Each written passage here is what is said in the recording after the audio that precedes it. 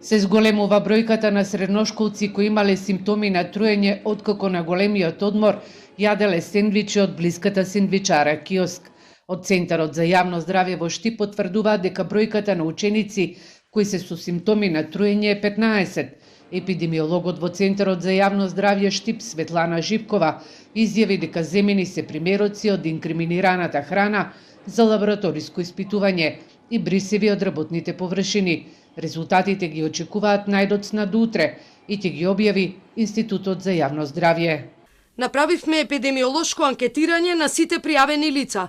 Извршена е едукација на вработените во однос на начинот на спремање на храна, складирање, чување на храната, на лице место тоа е спроведено. Дополнително се дадени предлог мерки, земени се брисеви од вработените, направен е вонреден санитарен преглед и плюс се земени мостри од храна за испитување.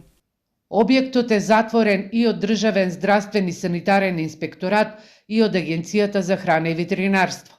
Живкова додава дека денеска ќе се изврши дезинфекција по биолошки индикации и механичко чистење во сендвичарата киоск.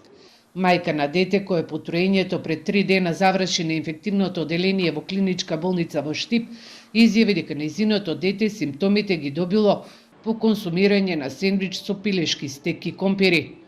Во текот на вчерашниот ден Агенцијата за храна и ветеринарство информираше дека по добиена пријава од Центарот за јавно здравје во Штип, 5 лица се здобиле со симптоми на труење. Извршиле инспекцијски надзор во сендвичарата, земени се примероци од храната за лабораториско испитување и брисеви од работните површини. По наредба на инспекцијските служби на АХВ, сендвичарата е времено затворена, се до добивање на резултатите од лабораториските испитувања, со кои ќе се потврди нејзината безбедност.